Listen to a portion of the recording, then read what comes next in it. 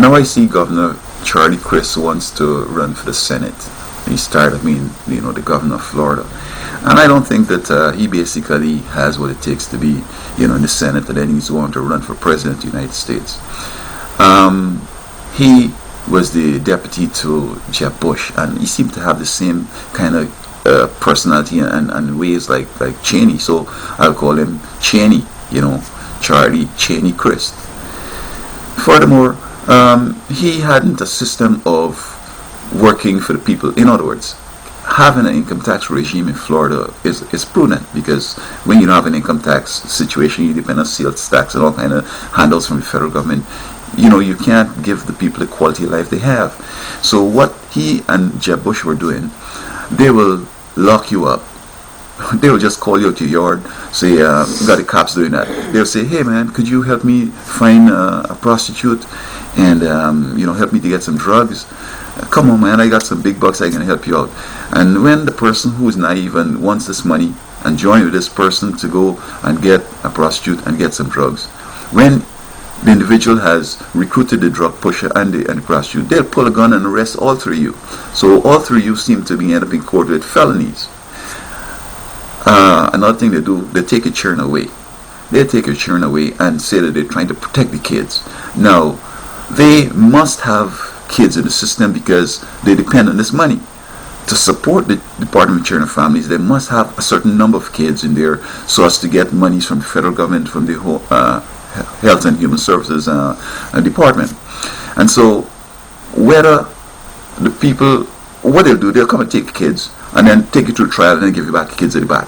When they have enough to make sure that they have the money that they need. In my case, they took her away because of political reasons and because of my education, and they just want to bring me to the place where I might commit some crime. For example, one day I was in a parking lot and I saw this car with these two young people in it, these two children. When I looked at it, I saw my daughter. So I asked the lady, I said, is her name Cherokee?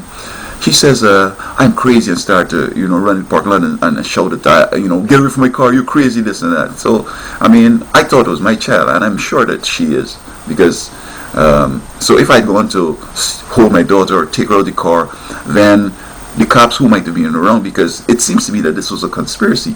I'm in a parking lot, she could show up in the parking lot with the car, park the car and just walking off. This is another thing. When we go to visit with our child, she will come with soiled diapers, she'll come with an old set of clothes, she'll come with bruises on her face. This is a situation where you want to rescue a child from this situation. But again, they had a guy circling the area. I would wait outside because I can't take the way my daughter looks, and I see this car circling all the time. So they're probably thinking that I will take the child and try to run it, and then this guy's circling. I don't know what they're going to do. And finally, they've taken my child and tried to run me through a psychological thing. As I said, I have not committed any crime. I haven't been violent to nobody. I haven't done anything that would suggest I have a mental problem. But they sent me for a psychological assessment. The psychologist went out of the way to, misconstrue things to say that I have a mental problem. In fact, the morning I should have gone, I was supposed to go for this psychological assessment. I woke up and I found all the doors of my car open, my van open. So when I went over to him, he's asked me, what happened today? He wanted me to discuss the opening of my vehicle, and then come down to who you think opened it. I say the FBI, then he said I'm delusional. So I just ignored the question. I just didn't deal with it because it was not important. He says that he looked at my education. I give him my diplomas. He can't verify my education. He can't verify my work experience, and therefore I'm delusional, and I should go to some long-term therapy with some counselor. Going off to this counselor, she wants me to write her and say that I have mental problems and I have faulty thoughts and faulty behavior, destructive this and that. I said I don't have those. So she terminated me saying that I'm delusional. I told her the FBI went in and put poison into my food, into my home, infiltrated my home, put poison in my food, and I should go to see a psychiatrist and be placed on medication. So they took my child again to force me.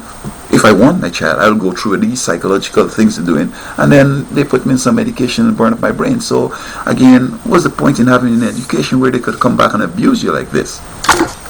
So we have to decide whether Charlie Cheney, Crist will be just like Cheney when he gets up to Washington in the Senate, and then he's gonna try to run for president and take us to another level low.